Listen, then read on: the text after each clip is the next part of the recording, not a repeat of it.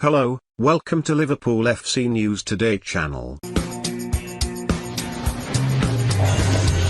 Dani Alves is back at Barcelona, having returned to the club this January transfer window after 5.5 years away. No active footballer is more decorated than the full-back, who has accumulated an incredible 44 trophies throughout his illustrious career. Of that trophy haul, 23 arrived during his first stint at the Camp Nou, where he won 6 La Liga titles and 3 Champions League crowns across a glorious 8-year stint. The Brazilian joined the Catalan Giants in the summer of 2008 from Sevilla, but it could all have been so different for the star, as multiple other transfers broke down for him prior to that. 2 years prior to his £30 million switch to Barca, Liverpool saw a £7 million offer for the player rejected, as they refused to pay the extra £1 million of Sevilla's valuation at the time. Have your say.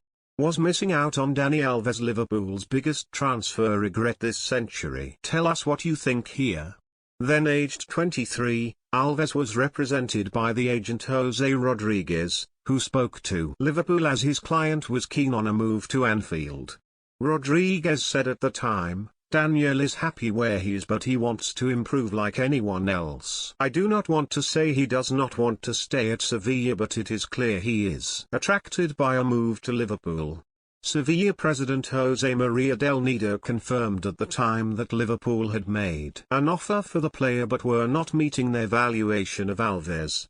He added, "We're already talking big money, but Sevilla don't want to lose Daniel. He has let us know the offer from Liverpool is the most important. But he has not put pressure on us and we don't have a harsh relationship with him. Liverpool have not yet made us an offer which is acceptable.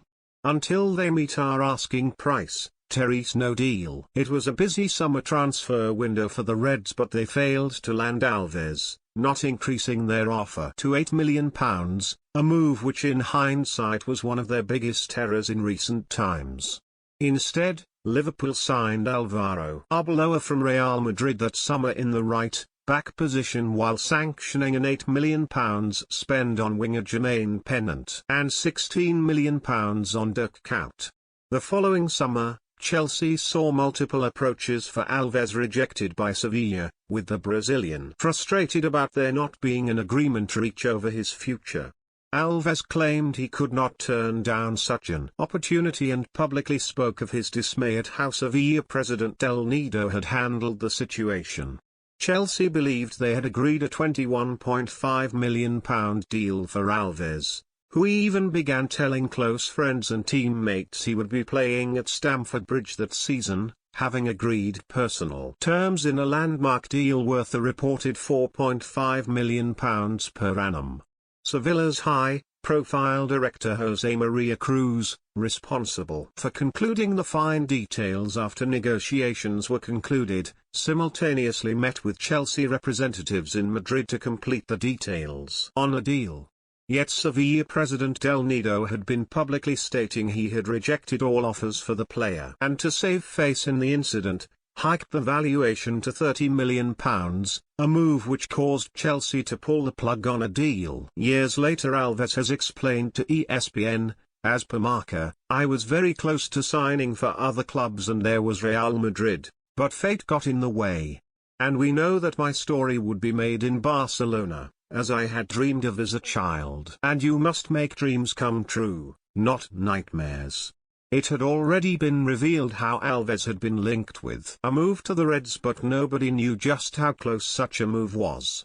Alves then explained to 442, "I pretty much had an agreement with Liverpool, but for whatever reason it didn't happen at the last moment, and I really don't know why, as I wasn't the one conducting the negotiations. I had other people representing me back then." Something similar happened later in my career with Chelsea and Real Madrid. Of course, it all worked out happily for the Gules, Barcelona supporters, in the end, and also for me, as I was able to write an amazing story at the Camp Nou instead. Failing to sign Alves did not immediately have a negative impact at Liverpool, who reached the 2007 Champions League final while mounting a Premier League title challenge in 2009. Yet their continued near shortcomings in Europe's elite became a recurring theme before a decline of results set in during 2010, which heralded Rafael Benitez's departure.